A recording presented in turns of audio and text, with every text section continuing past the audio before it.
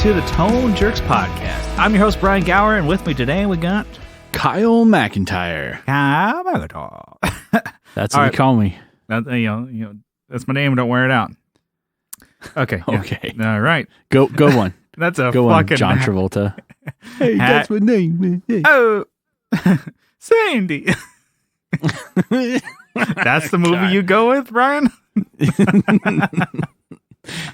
I mean, I remember as a kid thinking that movie was cool, and then not really thinking it's that cool now, I guess. You know, yeah.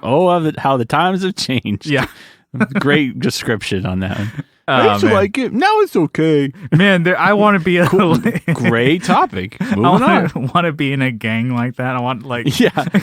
Slick back I think it was hair. The Cars.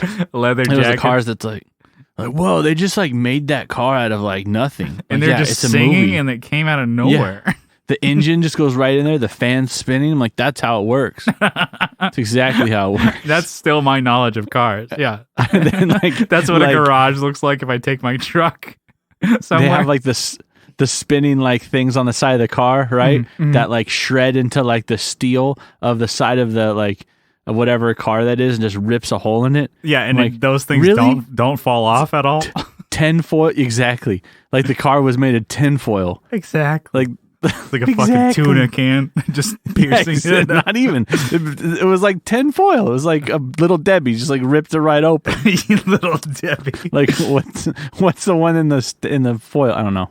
Oh yeah. No, the puck looking one. Anyways, the one that like if it was too hot when you'd open it, would just shred to bits. You know what I'm talking about? No, yeah, this guy knows what I'm talking about. this guy gets it. Anyway, we're still in the intro.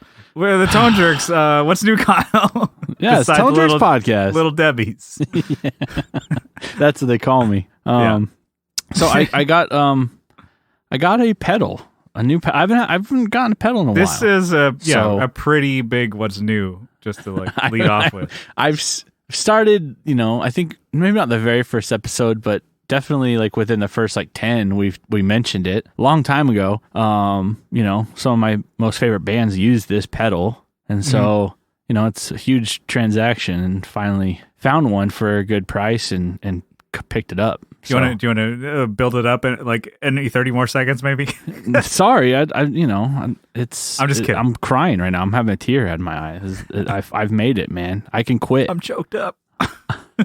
I've reached the top of the mountain, man. Yeah. I got a Strymon Big Sky. Yes. Man, it's pretty crazy. It's crazy that I have it. A hell of and a hell of a pedal. And I don't think I deserve this pedal. Like, it's just, I've played around still. I'm still like, what the fuck? Like, you don't have enough badges to train me. Yeah, badges. Yeah, I think I skipped this merit badge. I was thinking Pokemon badges. Oh, those badges too. It was like the Charizard just ignoring your commands. Yeah. I want you to drip. Where's the spring drip? It does actually drip. I think you messed around with it too. Well, you played while I just kind of fucked with it. It sounds killer. There's so many sounds in that thing that I'm like, I'm familiar with Big Sky, playing it at, NAMM, just like, I'm like, okay. It's never been something that I've ever like think I'm like, oh, I should. I think I was ever thinking, I'm like, I would use this to the full potential, or like, I think like you, I'm like, I deserve this. I don't. That's why I've never really, wanted one. But dude, that thing is sick. Even just having, having you just fuck around while you were like learning different parameters of it. I was just messing with, I'm like, dang, dude, you're coming up with these crazy sounds, and I'm just doing my, pentatonic blues lick. Yeah. So it didn't come with the manual, and I don't even know if they do come with the manuals, but I mean, I would assume yes. Had the box. Anyways, I downloaded one online.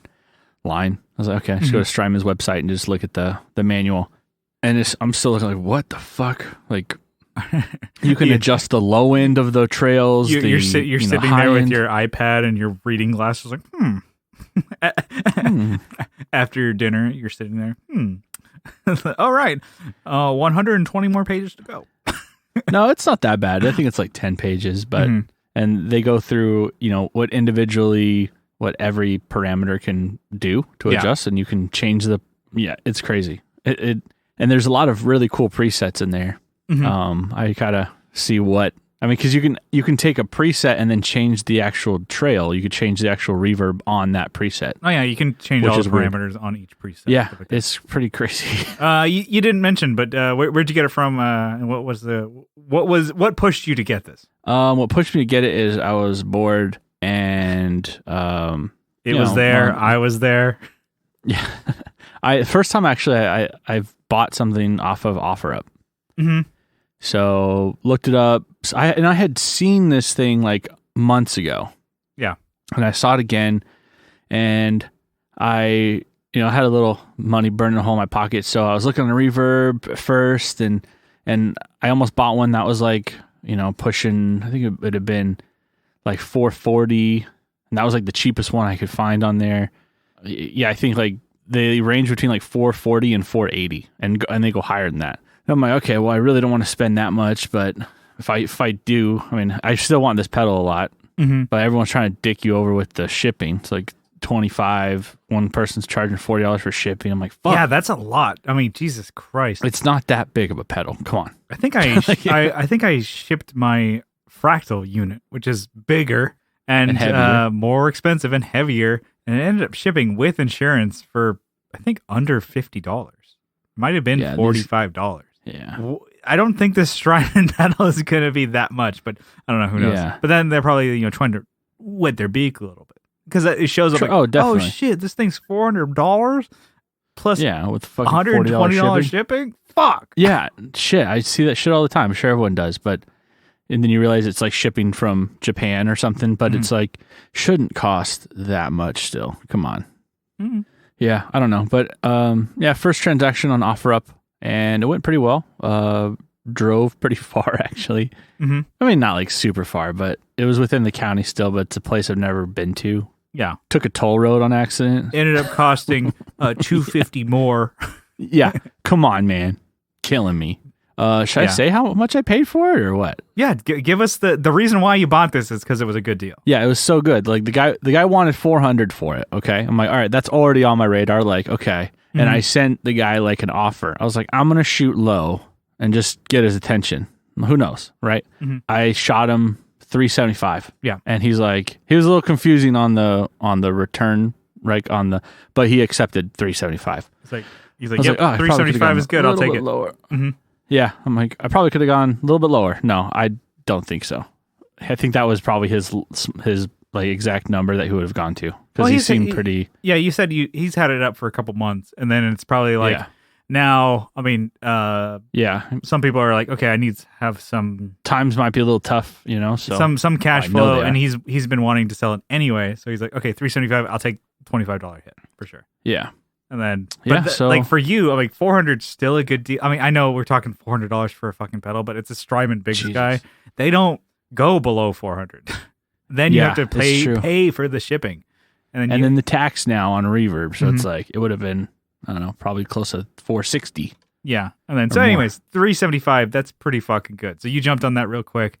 And no rag reds. No, not at all. But you know what I did notice is he is selling a timeline too. Same guy. Same guy. Fuck. I wonder if you could have done a bundled deal. If you had the cash all at once, you're like, fuck, man. I wonder if I could do. Yeah. Jeez. I don't know. That is like to even say it. I'm like, oh, what if you did like $700 for both? Right? That's still a lot of money. But you're getting a timeline and a Big Sky, which I'm like, you don't. I don't know. I mean, if you're gonna flex, might as well do it if you really want it. Yeah, and I don't know. Maybe I can get it for $350. I don't know. Yeah, I'll hurt his feelings, but like, hey, what's up, dude? What you got? Yeah, I would hit maybe like $350 or whatever. I don't know. Try it if you really want it. I mean, it's not going to be a bad buy because the thing is, if you dislike them, which you probably won't, and you never really get rid of pedals, you could resell it.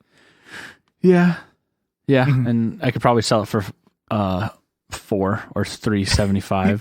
Or yeah, so you can make up the gas and the toll road charge. God, that fucking toll road! It's like one of the only ones in like San Diego. Yeah, and I wasn't paying attention. I got on it, and I'm like, "What the fuck is this?" I'm like, "Oh shit!" And it was only for like You were a just couple miles. Too excited to get that big sky. Yeah. Yeah. Fuck. Have I reached the peak of reverb yet? I mean, Maybe. Like, is I that don't know. Is that the top? Am I looking down the mountain now? Or is there like, some more to go? Am I at the summit? What you need to do is you need to buy a Fractal Axe Effects 2 XL Plus from your boy. Oh, part of why my what's new is I'm like, dude, I've been getting a couple messages on OfferUp from people. It's like, I want to buy it for this price, which is like hundreds of dollars less than my asking price, because obviously you ask higher so they can do the dance, and then ghosted.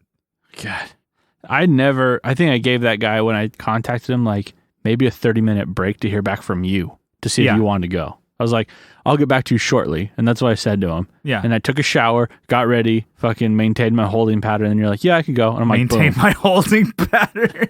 Yeah. Fuck yeah. But yeah, no, anyway, so I've been getting some messages where it's like on OfferUp where people like are messaging me offers, and then I say, yes, let's meet up. Dead. Fuck off. Anyway. Maybe they died of the vid. I don't know. Well, I mean, of the thing. For getting my hopes up, I hope so. That's a Jesus. joke, people. That's a joke. Jesus Christ. But yeah, one of the reasons why I was delayed and took over 30 minutes to respond to you on text, because I'm usually pretty prompt with that type of shit, is because I was recording some videos for YouTube and Instagram. I'm on that train. Selfish bastard. I'm on that train, and so I'm using my phone as the camera to record, and so it's on. It's not in my pocket. I don't see any of the whatever. I'm controlling it with my old iPhone 6, so I don't see anything that's going on my phone except for the camera itself through Filmic Pro. And I didn't see any of that because I was recording some videos for pedals and some guitars. One of them, worth noting, hopefully will be out by the time this podcast comes out. And if it's not, then it will be. Is a guitar from a local luthier and guitar builder, Justin Motonder Jones. He is Nice.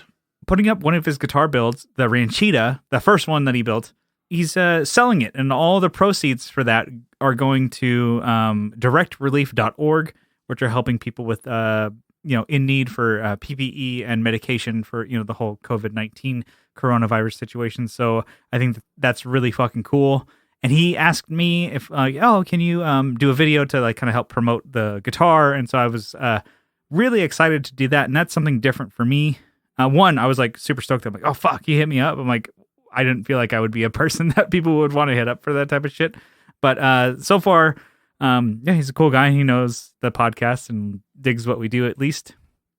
That's what I'm going to take from that. And then I was stoked to, do a demo of a guitar as opposed to pedals, or like kind of my topic vlog type situation. And it's different, but I think I did a good job. I did just kind of a quick overview, a look of the guitar, and then also, I played it in a song mix, so you can kind of hear it, because I like having music in the song, or that product or whatever, the gear in a song mix. And then also I went through and just did all the pickup positions through clean, crunch, and high gain distortion. So hopefully people get a feel of how the guitar sounds, Yeah. And yeah, so I was like super stoked on that, and I'm getting a little bit different, I don't know, trying different things with recording. I'm not for the, I don't know, people who give a shit. I'm like trying different frames per second. Okay. And I'm like, oh, this looks more, because We call those FPSs, okay? Yeah, Okay. FPS. Instead of going 60 FPS at 1080, I'm doing a 1080 at 24 frames per second FPS. Just because basically I saw a live, live show on YouTube of Rhett Shull, one of my favorite YouTubers, and he said like, no, record at 24, it looks better. I mean, 60 looks fucking, he's like, it doesn't look good. He's like, well, 30 looks bad. Looks too real. It looks like real life, or and what? see, he's like, 30 looks bad, 60 looks worse. So do 24. And I'm like, okay. And that's all it takes for me to do something. Thanks, Rhett. And then I was DMing sliding into the DMs. Eric Marrow, I was talking to him. I'm like, what about 24? He's like, yeah, dude. I always do 24. He's like, yeah. He's like, yeah, try whatever you like. But he's all like, yeah, 24 is the way to go. So his Eric's looks good. Rhett Shell's looks good. So, all right, that's all I need. Here we go. Here we go. But anyways, I'll post, more pictures of the Ranchita, and I'll put a link to the video in the description of this. Check out the Ranchita. It's a very cool guitar. I'll go over all the specs in that video, but it's like, I don't know, it's like a dual humbucker 5-way switch guitar with a lot of switching options and shit like that. Sounds fucking sick. It's just kind of like, it reminds me of a, I don't know, it's kind of like a double cutaway-ish type look, kind of feel. And it's just like, it's a rocking guitar with a fat, like, great feeling neck. It's awesome. So, where can they actually look at that to purchase it? Or is that going to be on his Reverb page or Instagram? So he's asking $1,200 for it, but if you make a reasonable offer, yeah, it will be considered, and he'll probably, just keep in mind that all the proceeds of that guitar are just going to directrelief.org. So, make an offer, and if you like it. So, but yeah, that's kind of it for my What's News. Let's hit some topics. What do you say? Yeah. All right. So this week we decided to do something that, it's always fun. It's always fun when we do these. We're doing a call out for topics or questions or comments or whatever from Instagram and the Facebook group. So we did a call out on both, and so we got a lot of them this time. So we're gonna try and hit them all, but let's do our best. All right, you ready, Kyle? Yeah. All right. So this is from Instagram from RZ Photos Official. That's Brian Reich. Who's that? That's our drummer Brian. But check out RZ Photos Official if you're in San Diego and need a photographer. So he asks, how important is it, having the correct tools, for the job? So I think it could be for, I don't know, playing a gig, recording or whatever. How, I don't know. What do you think? No, I think it's really important to have the right gear and know it. Mm-hmm. To have like the really nice shit, it doesn't mean anything if you don't know how to use it. Exactly. God. Okay. You hit it on the head right there. It's like knowing your gear, and I not to Phil McKnight it, but his whole channel is about like, you can do so much because he has a whole like slew of like cheap gear. He's got the custom shop fenders, which he's like, I like this because I like the color and the feel of it, and I spec'd it out. But I'm like, he's like, a Squire vintage modified will do kind of everything I need. He's like, if it's set up correctly and you do, you might just need to, know what to change on it. But if you know your gear, and that's his whole mantra behind the channel. I'm like, I love that.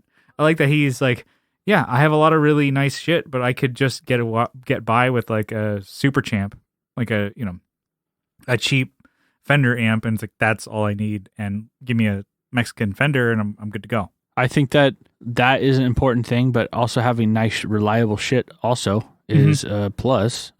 Yes. It's like, even maybe from the get-go, knowing the sounds that you want, because that's how you're going to know how to get there. Yeah. If I'm thinking of like, oh man, I really want this like really fat like humbucker sound. Can I get it with a 3-coil Strat? No.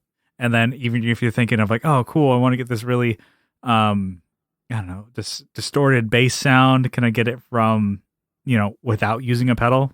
Probably not, unless you want to really destroy your crate 8-inch speaker.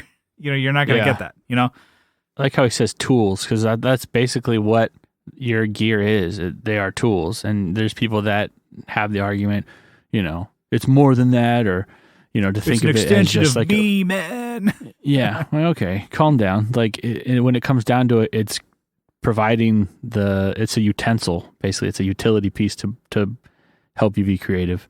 Yeah. What I was saying is, some of my guitars I look at as parts and pieces because that's what they used to be. That's what they were when I got them, But like other, like that, I don't know, American P-Bass, I think of it as like a whole unit. It's kind of weird. I just thought about that right now. Yeah. It's like, okay. I think of that as, because that's, those came out of the factory together. But other pieces are, so maybe they're not more less of existential out of your way. Is it because you made the connection with that guitar when it was whole? I don't know, maybe. And maybe these other ones, because I think we've mentioned on the podcast and even on the Patreon that you like will see a part and like, oh, I can build a guitar from that part. Where you're like, maybe this stemmed from, like, say that Fat Strat that you have, or the Shredder Strat or whatever you want to call it, the Surf Green one that you have, started just from the body itself. Yeah, you got that body, and then you get that body. I got that body. Oh fuck! And then you built the guitar from that. Yeah. So that's I guess that's kind of interesting way to think how it is. But I don't know. That was a little off topic, I think. But all right, so this is another one from Instagram from Sonic Pickups. Mike wants to know. Our boy Mike over there wants to know, how does Kyle maintain that fabulous beard? Oh man, it is not a question for me, I guess, but whatever. Oh yeah, super low maintenance actually. So really, you just I cut it every once in a while, right? And this time I did it myself. Trim up the sides, just trim up any danglers. Just angle the dangle, okay? And then you want any dangleberries on there? Yeah. So the crunch berries. Yeah, that's what you get in there. It's like, oops, all crunch berries. Oops. No, the worst part is actually trimming like the mustache that hangs over my mouth. I hate it when it's like it's going in my mouth. It's like you drink like a milkshake or something, just gets all up. Yeah, I mean, I have that like problem a lot. Or Who something. the fuck doesn't just grab milkshakes? Yeah, steal a milkshake. You're like, I hate this every time I drink a milkshake. How many times are you drinking milkshakes? On the reg. No, just something that like will stick in your beard. I hate that. So I trim my mustache. I've been criticized actually for trimming it back. Guys are like, who also have really big beard. What the fuck you doing, man? I'm like, what are you talking about? You shouldn't be trimming your just let it ride. I'm like, no. You're slapping God in the face. What? He's giving you those beautiful locks. No, I was oiling it, but I haven't oiled it in a long time. So I just like every other shower, I probably should every shower, but scrub it out. Scrub out the mustache, get in there, up in the beard. If I have like if it smells something bad, Yeah, here's a hack question that I'm sure people ask. Do you shampoo it and stuff or what? Yeah, I shampoo it. Okay, so. Like same shampoo as your normal hair? Oh, yeah. Or what? Oh, yeah.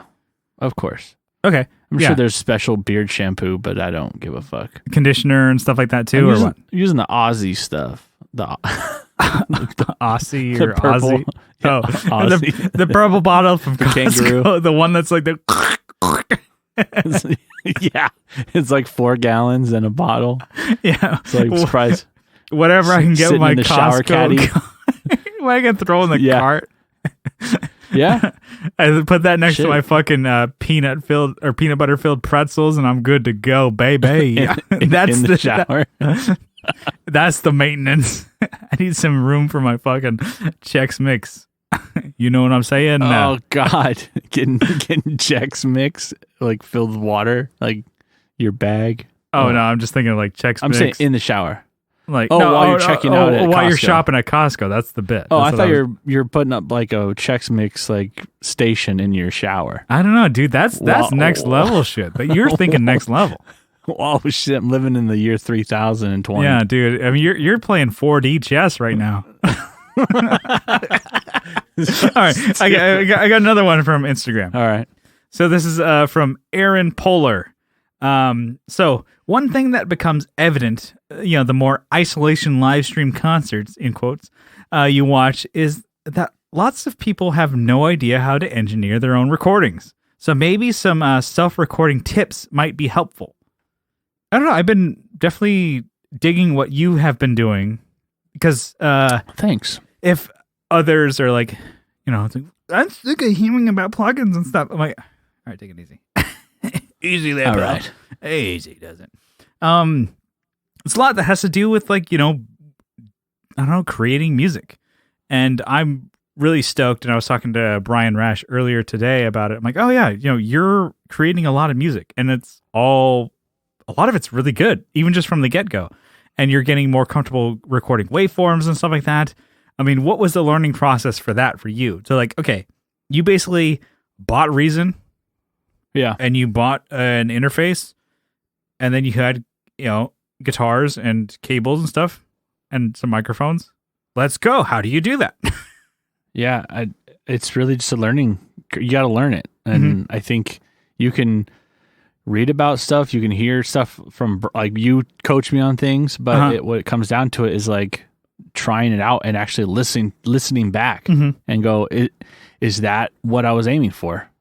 Which I guess in a live setting, it's kind of hard to do, like on these live streams people are doing, but you know, I think, because I think even like you say, you make a song, right? And this is what you've told me, and I've kind of taken this to heart. You make a song, you listen to it back on your monitors, you listen back on your headphones, you listen back on your iPhone with your shitty earbuds. Actually, you have like the really nice ones.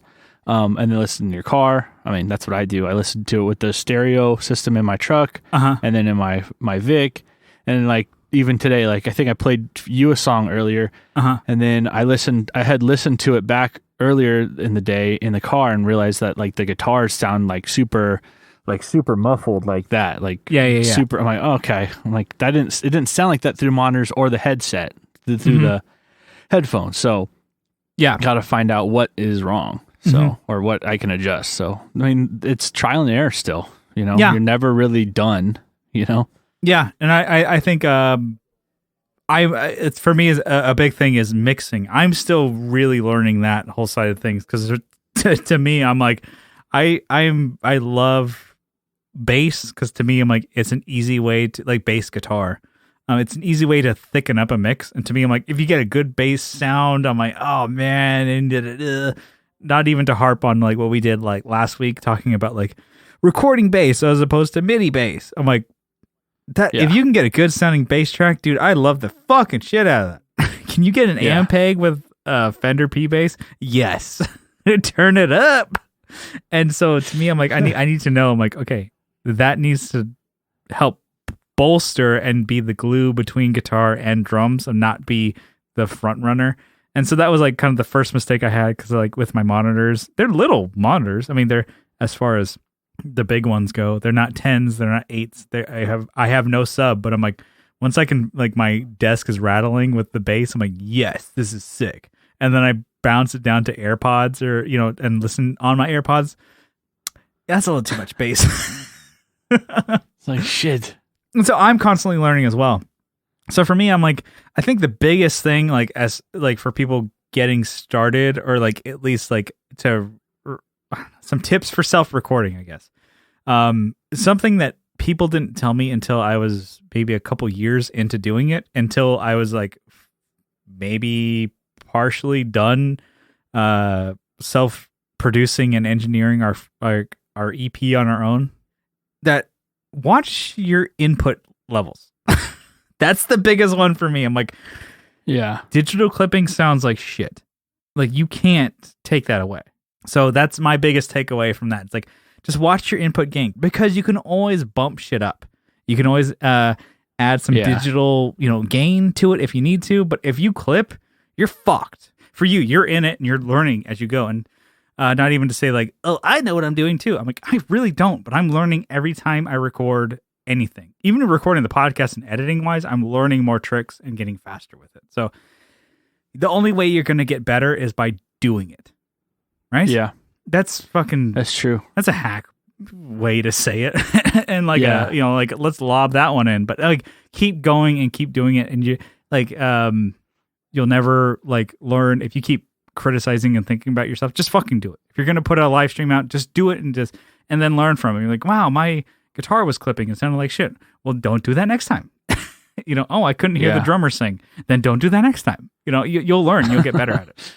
Yeah, no, that's what I would say is I'm kind of fumbling my way through it. And if something sounds good, I'll use that and refer back to, let's say, a setting that I've made. I'll basically pull that, let's say with a guitar plugin that I've adjusted and made. I'll go back to that track and I'll copy that into a new window and okay, how can I make this better? I'm like, that song's already done, whatever. I'm moving on from that. But how can I make this sound better and make it sound different to go with another song? So I mean, steal from your own ideas, I guess. That was another one. I don't know, just to make it easier, because it's like, why have to go through that same? Why have to? Why would you want to go through that same process again when you can already kind of piggyback off your past self? I don't know. That's your own mistakes or whatever. Because it's really about learning from your mistakes. Because I mean, I guess there's a lot of people that could like make mistakes and then they never learn from it and they keep doing them over again, thinking that they're great. I don't know. But this was from Lollygagger Sean. Lollygagger Effects. So Sean says, now that you guys have had the opportunity over the past couple of years to look behind the curtain, quote unquote, so to speak, what things have surprised you about the music gear business? Like, maybe people have other day jobs, or, there's how many people work for a company or whatever. Well, I don't know. I've always, going back to Walrus, I think that it's kind of interesting, like their setup. Like every time I watch their shop videos, like their stories, how they actually make pedals. It's like, and same thing with Earthquaker. It's not like a machine that does it. There's a bunch of people that actually assemble these pedals, and I think it's pretty cool how they do their artwork, and I don't know how they goof around and shit, but I don't know. Just that there's I mean, I don't know, like there's actual people there, I think you think of like Boss pedals or MXR, it's like it's a machine that makes all that shit, Yeah. And puts it all. There might be the person who puts the circuit board inside the actual enclosure and then screws it down and kind of solders a couple things together or whatever. Yeah, maybe. Maybe. There's not really, I mean, with some companies, like I don't really know the face of Dunlop MXR. And then I think you're starting to get with like, because of, I don't know, podcasts like Blake's podcast, like Tone Mob, and then Guitar Nerds with Matt Knight talking about Boss, Yoshi. He's kind of behind it, and he's like, I don't know, kind of being more of a face of the company, of saying like, oh yeah, you can talk to me about stuff, and then like I've heard stories of like, oh yeah, Yoshi at NAMM events and shit like that, because he's like, I don't know, like maybe trying to be more of a personality, and then you're like, oh, I didn't even think about that. Whereas like even other companies, like I think we've talked about this before, just like off air, and we were just like kind of talking about how I think on an earlier episode I talked about how I was so fucking pissed that MXR I'm like mixing names, MXR compressor just shit on us, and I was so fucking pissed. I'm like, this fucking cocksucker, this fucking bitch, I gotta fucking rip my head off. I'll kill myself because of the pedal. And then like I was so fucking pissed. A $70 pedal. No, it's like $100, $120, something like that. Oh, no. Jeez. And I really liked it. Anyways, I emailed them, and I don't know, the next day, they're like, okay, here's, what we, send it in and we'll take care of it. And they did. They fixed it. It was no fucking problem. I'm like, dang. Wait, so these companies are reachable. They give a shit about their product. Even if they are big, like MXR. Like I said, I know kind of who's somewhat behind Boss, Yoshi. And then I have no clue who's behind Jim Dunlop. Jim Dunlop answers every email. Yeah, I see. The thing is, I have no fucking clue about anything with like Dunlop MXR. But somebody got back to me. He's number one. Because like they give a shit. I'm like, wow. So that was a big thing for me. Is like I realized like companies, big or small, really give a shit. And like if we've had problems with like say like cables or whatever from like Sinusoid, they do take care of it.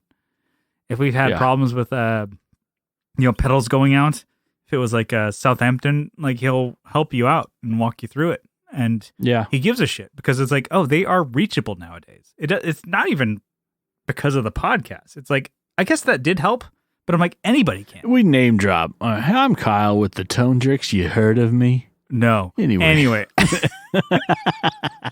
But I'm like, I don't know. I think that is a big thing. I think also even I was on Reddit. One of my first Reddit comments, because normally I just lurk on there, and I just just look at shit and I absorb it. I'm a sponge. And then somebody asked him like, oh, I had a problem with my like whatever. I can't remember what pedal he had. He's like, oh, I it was my problem. I threw it in a gig bag and I thought it would be okay, but I ended up snapping off like a toggle switch for this pedal that's not made anymore. What can I get to replace it? And I'm like, from it was a Daredevil, blah blah blah. And I'm like, why don't you just contact Johnny and see if you can send it in to get it fixed? You don't need to buy a new one.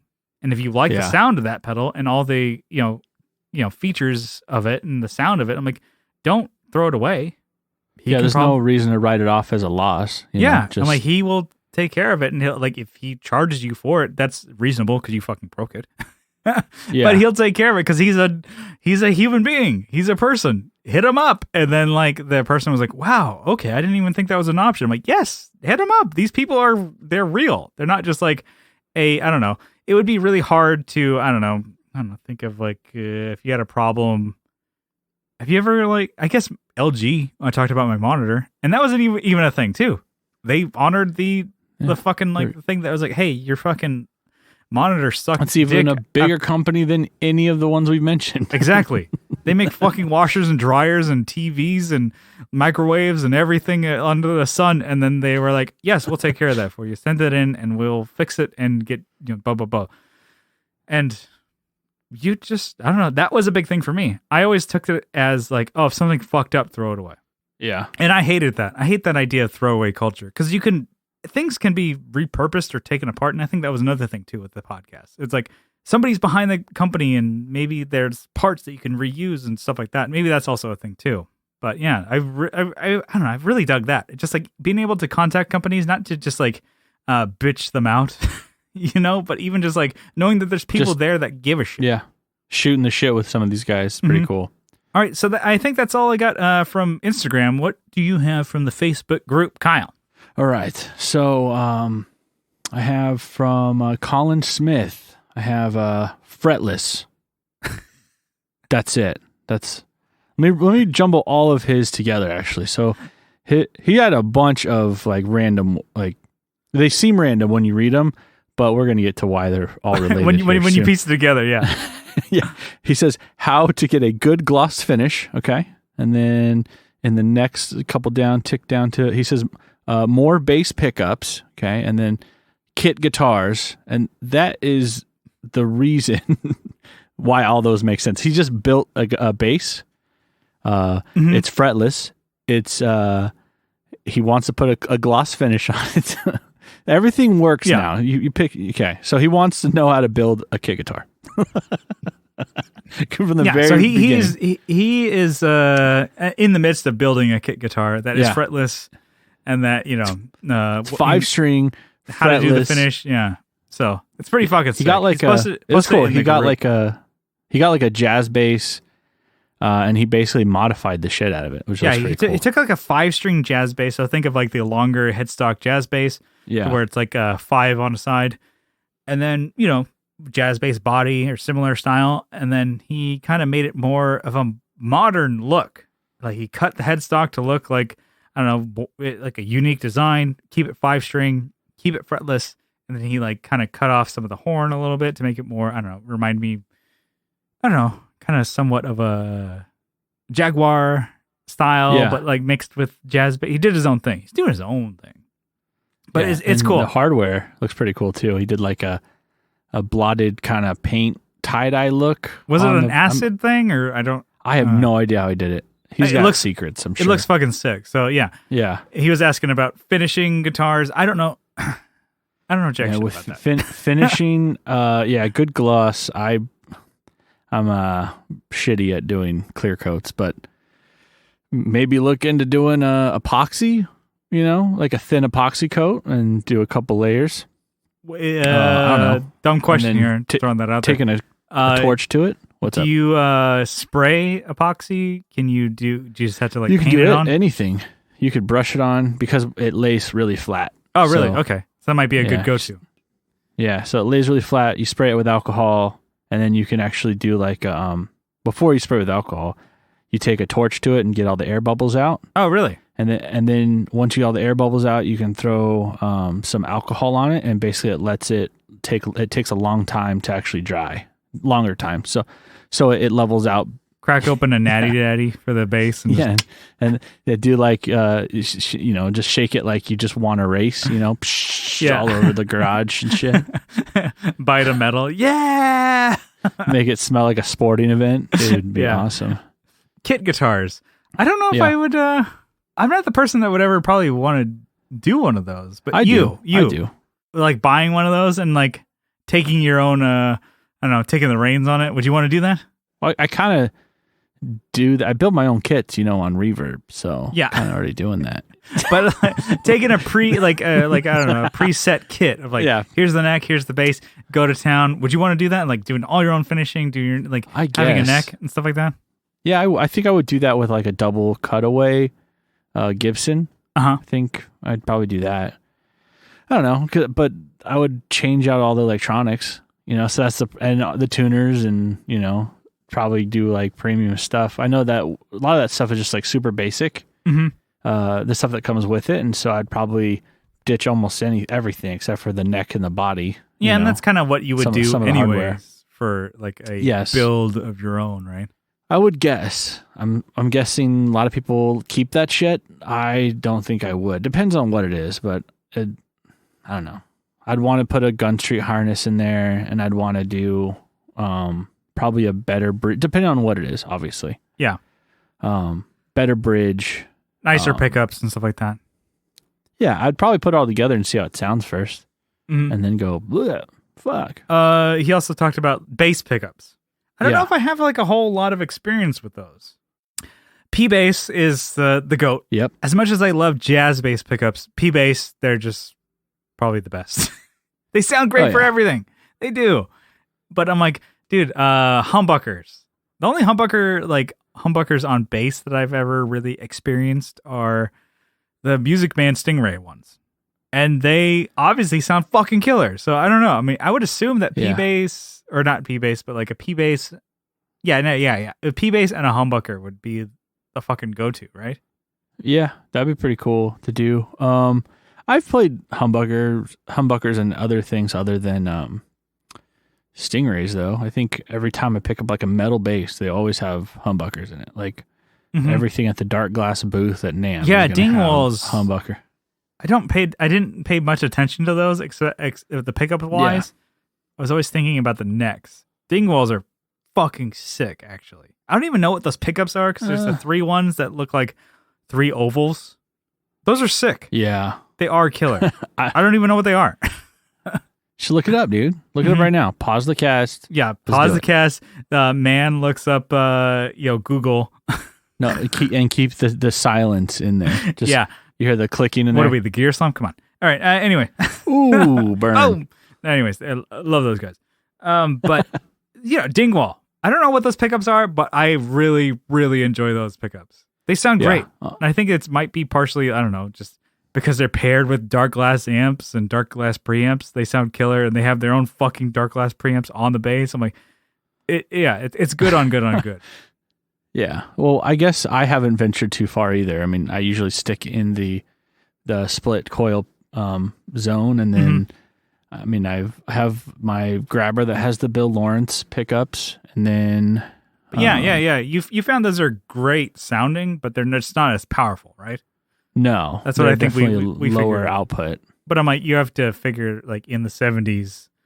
Not everybody's like, I want a loud punk rock band. Like people are like, what the fuck is punk rock? I want a pop punk sound. What? What the fuck is pop punk? I want to sound like Mark Hoppus. Oh shit, I know who that is.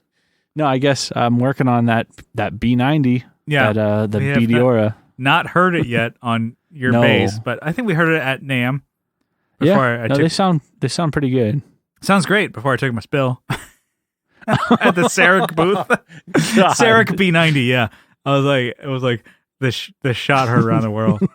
I fall like a foot and a half, and everybody's like, yeah. They said to test out the bass, not the folding chair, not the ass, not the quality. Yeah, dude.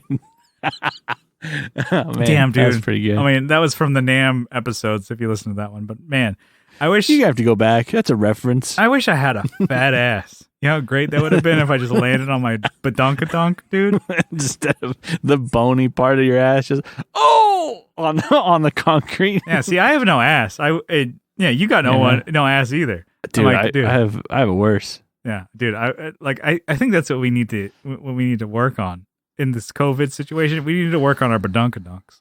Yeah, our Brazilian butt lifts. We need to do those squats, baby. Squats, yeah. But yeah, I mean all the time. Bass pickups, yeah, totally. I mean, we know very little, but we're definitely into all the stuff that we've tried. So I don't know. We need more, some more options. Maybe more things we need to check out. No, I definitely am. If I build another bass, I'll probably do that hot pink one. I'm probably gonna throw some humbuckers in there. That'd be sick. Yeah, 2 humbuckers or 7 humbuckers. Yeah, whichever one. The whole thing humbucker. Oh, we have Doug King says we should do plugins. We should talk about plugins. And then Will Lehue says plugins. And then Andrew Wall says plugins. Okay, dickheads. We get that the past couple of episodes we've talked about recording and plugins and shit like that. Okay, we get your fucking hint. But Will Lehue also says budget amps. Yeah. So like the Orange Crush, Marshall, the MGs. Yeah. Orange Crushes, they crush. They're great. Brian Rash has one. It sounds great. It's a totally good option for home practice and even recording. You can go out of there with the they have a 4x12 cab sim out of like the headphones. It sounds fucking killer. Silent recording, stuff like that. Nothing wrong with that. Even like, the katanas and shit like that. As much as we like shit on them and joke around, they're great. Yeah. One thing that I haven't tried a lot, which I don't know why we haven't tried them, is Blackstar. Why have we? Yeah, I haven't really played Blackstar, but I've heard really great things, even from their tube stuff to their practice shit. I don't know. Do we have access to it? Yeah. I think they're at. They're at Guitar Centers and stuff like that. But I'm like, I don't shop in a Guitar Center all that much. I just go to buy strings and shit like that. But I'm like, I don't know. I think we should give those a shot. I've heard that they are like, this might be completely wrong, and people are like, it's like if you take Orange and Marshall and kind of shoved them together in a budget kind of amp. That's kind of what they do. And even like the Ignators and stuff like that, they're great sounding, and they're tube amps, so they're a little bit higher up of your solid state kind of amps. But yeah, I think I'm the wrong person to ask because I don't want to buy more stuff to be like, oh, that's a good deal on a budget amp, I should get it. I'm like, no, I want to get rid of the shit that I do have.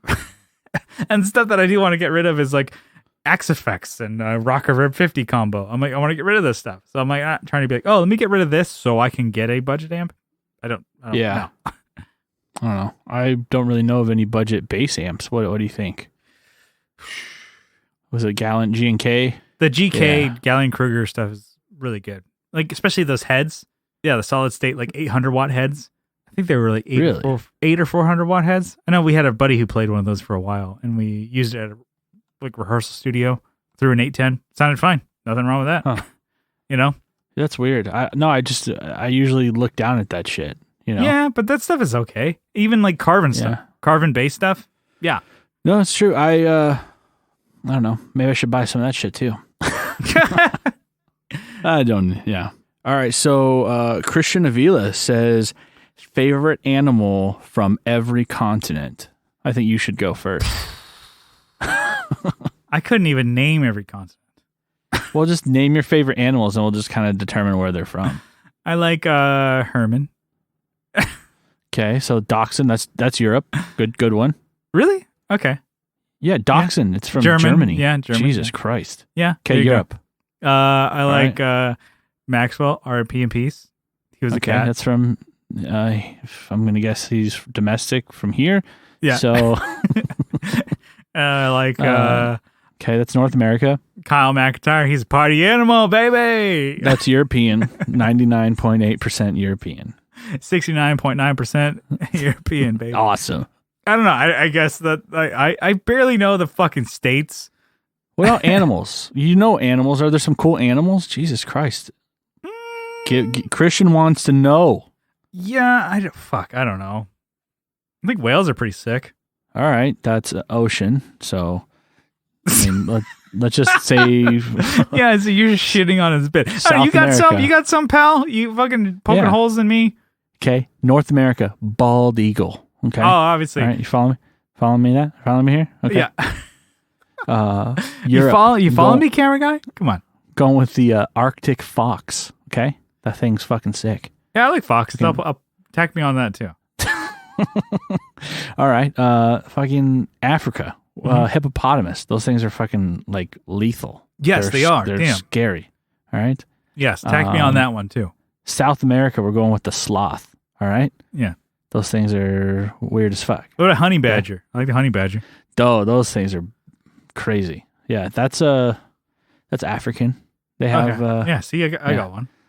Things are. I think they're everywhere. Really, but I think the honey badgers are mostly from, or I don't know. The scary ones are from Africa. They're Africanized.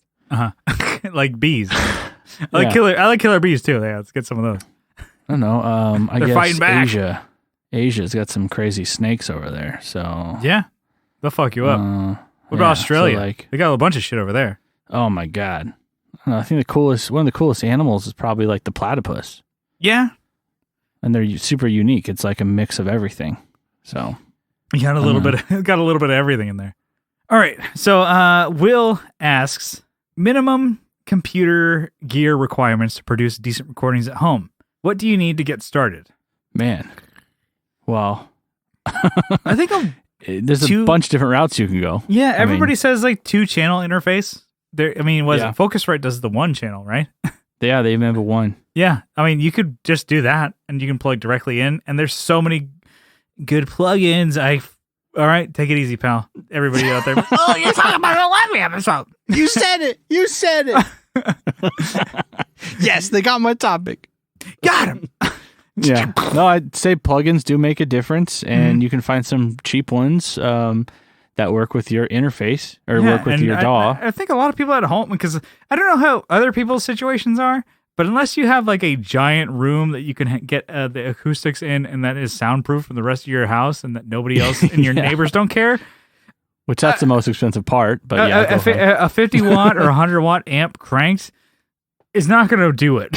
You might need to use plugins. So, I mean, getting an interface to get, to start off with. I'm assuming most people have, a computer. Because, I mean, I don't know. I mean, that might be just like presumptuous because I think most people have computers. I mean, you have one that you're using for work and for gaming, right? Yeah. And even your wife has one and she's using it for work and she's, she has one. Like I would even think of like, oh, my sister has one. She has a MacBook just because she's like, fuck it. And she has one. So I wanted to be cool. Even if she wanted to start recording, she could get going. So I'm assuming a lot of people have a computer. A laptop doesn't even need to be that powerful, I would say. Have it just like, able to get some sort of DAW on there. There's a lot of free ones. If you're an Apple person, GarageBand, so many people sing the praises of that. That's free. Yeah. That comes free with Apple, And I used that for a while. Mm-hmm. And even just on making iPads and stuff like that you have, you can use it on there. Even your iPhone has GarageBand. I've never used GarageBand in any format, but I'm assuming people like it. So like fuck. Was it Eric Marrow? He's using GarageBand and he's crushing it. It sounds great what he's doing. Yeah, and have at it. You don't need Logic, you don't need Pro Tools or whatever. But if you, for me, I decide I want to pay $500 and get Pro Tools. Yeah. So that's my DAW of choice. But you don't need to pay for that. I know that there's what is it? Reacher or whatever the hell Reaper. That's what it is. Reaper. Okay. Yeah. I've heard of people using that shit. Yeah, too. that one's like $60, and that one's Audacity. I guess I don't even really know. Audacity's free. It's like Audacity is considered. Yeah, it's considered like open source. I don't. Maybe it's not. Yeah, it would be open source, but it's very limited. I don't know. Just get Reaper It or looks GarageBand. like someone designed it like in MS Paint. Yeah, it's comparable to MS Paint. So just get that, and that's your DAW, and that's Digital Audio Workstation is what that stands for. So if you heard us saying DAW or whatever, and if you don't know what that means. You're able to manipulate the waveforms coming into your computer digitally. So you're able to turn them up, down, gain them, add effects to them, your waveforms. So your vocal, like audio, just frequencies, coming into your microphone or through your input interface or whatever. And then your interface is the thing that like kind of translates all that stuff into, I don't know, digital ones and zeros for your computer to understand. So yeah, if you have those two things, you're able to go. And really, it's going to take so much time, which I think a lot of people have now. So time is money right now. Yeah, utilize that time to get better at your DAW and better at your interface. Like I said, Focusrite is a way that you and I have chosen. Which is kind of, it's still budget, but it's also like kind of the higher end of budget, you know? But you know, you don't need to go UA stuff, which is really, really nice, which I would like to go to, but you don't need to do that. And I would avoid getting something that only works with a certain software. I think was it Personas? Is that one? So if you want to go that route, I think their interface doesn't only work with.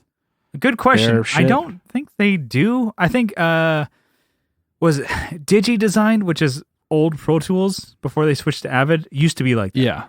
Yeah. So if you find a good deal on a DigiDesign, just don't.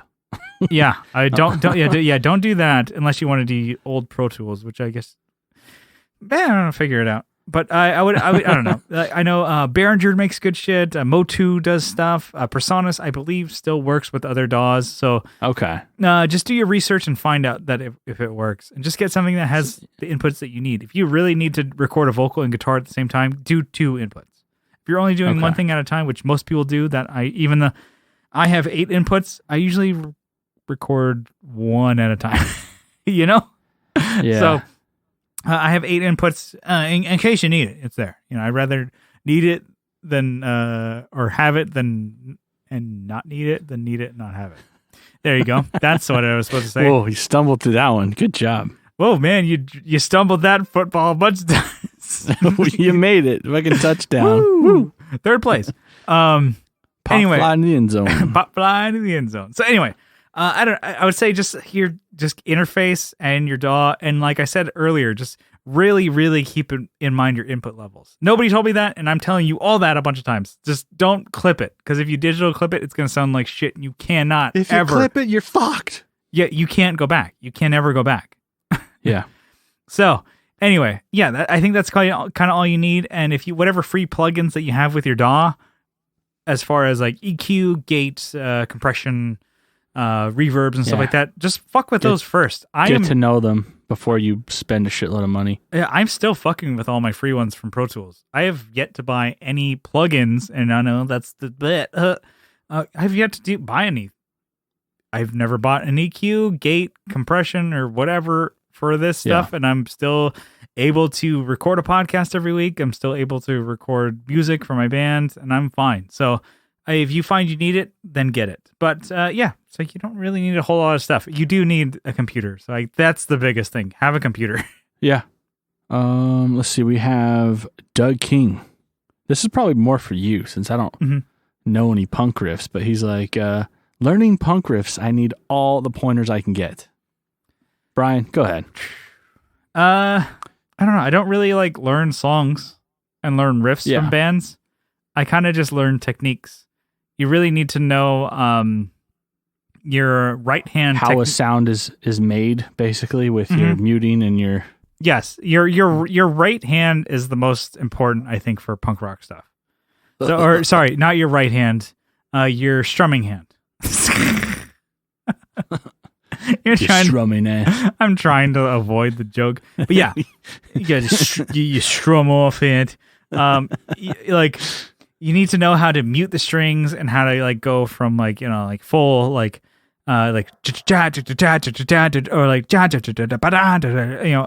you need to know to manipulate those for your downstrokes, your up and repeats, and say alternate pickings and stuff like that. Either if you're doing a whole chord or if you're doing arpeggio type of stuff, you need to know your alternate pickings and even some of your economy picking. I'm learning. I know a little bit of that, and I don't implement it all the time, but I'm like, you need to be confident in your strumming hand. And then if you may not think that it matters enough, but it's like your pick dynamic really does come into play, because you can't strum super hard and be playing 220 BPM. Yeah. You can't. So you have to be lighter and quicker and faster, and then dig in when you need to. Because when you're hitting that one with the kick and, bass and, the cymbal, you need to make sure that that is dynamic enough. And I think that's kind of a lot of people don't think of, like, punk can be dynamic. Because you throw somebody play some punk rock. They look like they're like holding a brick and trying to play guitar because they're like, oh yeah, when you do like, we've seen that before. It's like, oh yeah, it's not easy, is it? It's not easy, is it? No. I would say the timing is the biggest thing too. You have to be on point with that because that is sometimes the guitar part is the rhythm. Yeah, you got to hear the space in between. I mean, that's kind of silly, but really, I mean, that's like we big joke around, but like really, you got to lock in. Lock it in, baby. Yeah, and even if you're a 4-piece, like, and you're playing the same like rhythm part, you have to commit to a strumming pattern that has to work with everything. Because if the strumming pattern is battling with the drums, it's gonna sound like shit. It's gonna be it's not gonna when you're going sound like gunshots. Yeah, it's not going to sound good. So that's sound like a machine gun going off. Yeah, Machine Gun Kelly up in this bitch. Machine Gun Kyle. Oh, be careful there. But yeah, I don't want the ATF on my ass. But all right, we got a couple. Well, actually, we got one more. Yeah, well, we got one from Joseph O'Rourke. I was gonna avoid that one, but I guess we can hit that one head on. Yeah. He's talking about, He might be referencing his podcast. Oh, yeah. Okay. This is a plug for his podcast. I just think it's funny. We'll read it and we'll just move on. So talk about dragon dildos, crackers disguised as cookies, and how much How I Met Your Mother sucks. Yeah, if you want to hear any of those topics, listen to the Just Surprise Me podcast. Yeah. So hopefully, Joseph, you're okay That's with that. That's meat and potatoes for those guys. But Johnny Ray, friend of the show. Yeah, Johnny Ray says, I want to know your best and or most shameful meals / snacks you've had during quarantine. Well, I've maybe this isn't that bad, but I've been putting I've been experimenting with different sauces on foods, Okay. So I've you go to Chick-fil-A, you get your Chick-fil-A sauce, you put it on your Chick-fil-A sandwich, okay? Yeah. I've been hoarding that shit, okay? So I've been taking it out and I've been saving it. It's the Chick-fil-A sauce. It's that one, right? It's the original. It's like the OG shit. OG, yeah. Oh my God. So I got a Chipotle burrito the other day. Fucking put that shit on there. It was awesome. It was great. You're crossing streams, so you're getting Chipotle burrito with Chick-fil-A sauce? Well, I usually get a sauce at Chipotle. I don't know. Is that like illegal? Should we say allegedly you did that? Just so we don't want any lawyers on that case. Yeah. we got they come in with briefcases and shit into the jerk lounge. Yeah. So I did that, and I usually get a sauce at Chipotle, which is the vinaigrette sauce, which goes on the salad. And it's kind of smoky and it's Chipotle-ish, And so I'm like, what about this sauce on there? It's kind of smoky. It's more mustardy. I'm like, I don't give a fuck. It's not really mustard, but it kind of has that same quality. The fucking wheels have fallen off in COVID, baby. Yeah, that's how you know. Fucking delicious. It was really good. The whole container went on that thing. It went all the way down to the very, very bottom. And then I had Carrie made burgers the other day. Yeah. And so we had enough for leftovers. So I had it for like 3 days. And since I had extra packets, I had the burger with the sauce on it. With Chick-fil-A sauce? So you have no chicks on that thing, but you're still like, you're throwing the beef on there with Chick-fil-A. So oh my God, dude. I'm calling the cops on you. Yeah. Excuse me. This is a raid. They're already on their way. Sorry, Kyle. I had to sell you out. Yeah, I guess that's really mine. I would just say that I'm eating a lot more than normal. Maybe not more than normal. Just like, I don't know, not very good. Like pizza. No, I definitely fall victim to that I usually have a salad every once in a while. Every couple of days, I have not had one in like weeks. Yeah, I have been trying to keep low carb but in my normal life, pre-COVID life. And now I'm like, okay, oatmeal. every day is like a little different. I splurge every once in a while, but one thing that I've been doing, because I've been noted on the podcast, I'm not one for sweet treats at all. But lately I've been indulging, and one thing that I have been taking a couple little snippets there of the was it the blonde Oreos? What? Yeah, really? They've been around, so. Take a little. What am I not gonna take a couple pieces of those? They're good. Goddamn, they're good. No, I haven't actually. I don't think I've ever had one. Yeah, I'm more of the regular, the mega stuffed. I think these are regular stuff, but they're the blonde. Oh, fuck off. Oreos. Fuck off with that shit. You need to give those a shot. So like I think that and also lots of beer, bro. Yeah, I'm not. I know you. I think that's the worst. Oreos, you can have a couple of those a day and like not feel too guilty. I do feel more guilty about the Oreos than the beer, but I'm like, dude, you're talking about wheels off the rails here. That's it. Yeah, it's like, oh, you going through a whole 30-pack or what? No, I mean, yeah, totally, yeah, duh. Jesus. Since like how many days? What since mid-May? No, I was talking to you the other day. We were hanging out. Yes, we were hanging out. May hasn't happened yet. Yeah, mid-March. Okay, take it easy, pal. Jesus. That was March Madness. That was the madness that was my March Madness, and now April Madness, and now we're moving into May Madness. But I was hanging out with you the other day, and I'm like, oh yeah, something. I'm like, oh yeah, I was joking around. So I'm like, oh yeah, I haven't had a beer since the other, like 2 days, a day or so, or 2 days ago. And you're like, you're not drunk right now? I'm like, what do you think? I'm driving drunk to your house to hang out at 1 p.m.? And you're like, you shrug, and I'm like, yeah? I'm like, how big of a piece of shit do you think I am? And you're like, well, I know. That's a loaded question. Yeah, you're like, you just shrugged. I'm like, yeah, I thought you were wasted right now. I'm like, yeah. I'm not drinking all the time, but I mean, more than I was before. But hey, I'm productive, okay? I'm cleaning up the bathroom. I'm, who gives a shit? Washing the dog.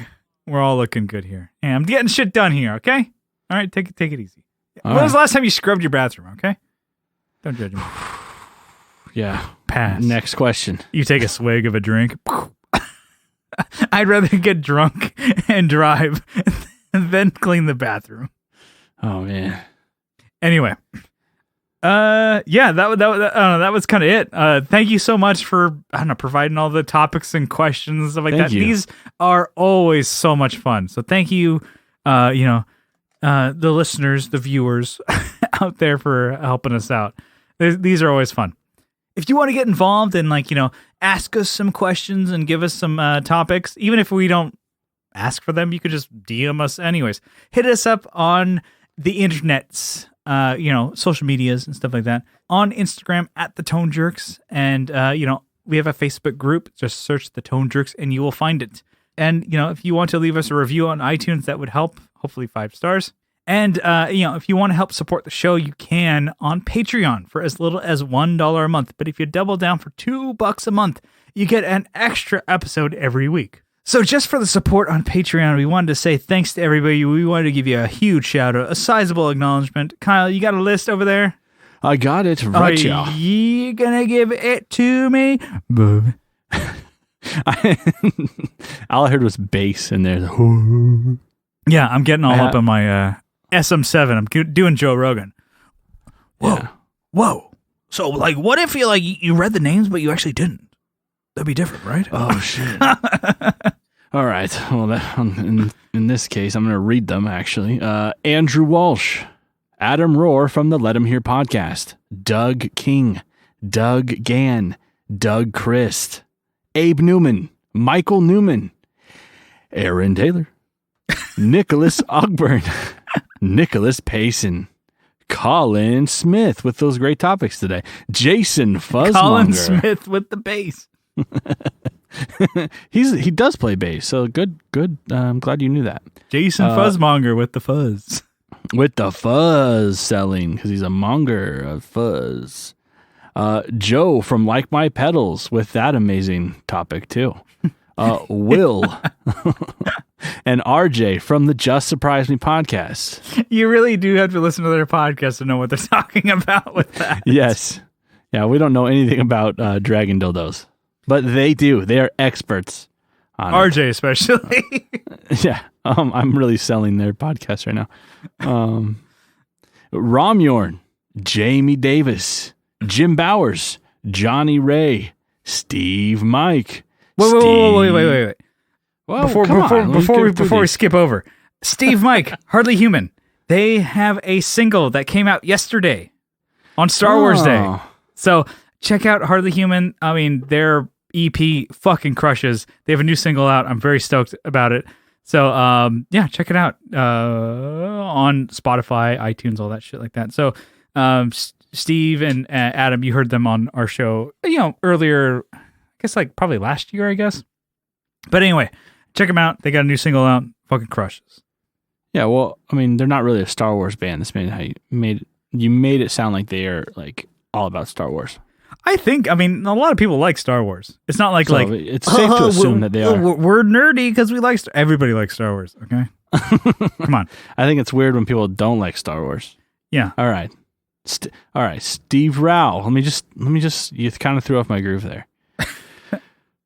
Steve Rao from nope, hold on. Got to ramp up for it. Yeah. It's like Evel Knievel going over the buses. You're like, Steve Rao from 60 Cycle Hum. He's a Star Trek guy, so it's a little different. Yeah, he is. He's a Star Trek. He's a Star Trek guy. Yeah, what about Star Treks? You like Star Treks? Kevin E. Quits from E. Quits Guitars. Co Schneider from the Flippin' Flippers podcast. Brett Alexander. Alvaro Viramontes. Digger from Fatfoot Effects. Brian from Nutter Guitars. Leon from Pelican Noiseworks. Abe Froman, the Sausage King of Chicago. Sean Fahey. Sean Arbo from Gun Street Wiring Shop. Sean Wright from Lollygagger Effects. Juan Ortiz from Tone Hungry Effects. My cock's big. Say it loud, say it proud. Yeah. Zach Hale and Eric Merrow from YouTube and Instagram. You guys will check him out. He's doing shit all the time. It's great. Yeah, and he's crushing it. What on Call of Duty? Yeah, we've played a couple times. So then we you gotta get back to that. Actually, when we're done with this, we're jumping back on. Yeah, we're going back into it. We're going back into the arena. The podcast is fucking up my game, baby. Yeah, I've been playing this whole time actually. That's the reason why OP'd my computer to run all these programs at once. There you go. Hell yeah. All right, we will see you next time. Bye. Thank you. Bye.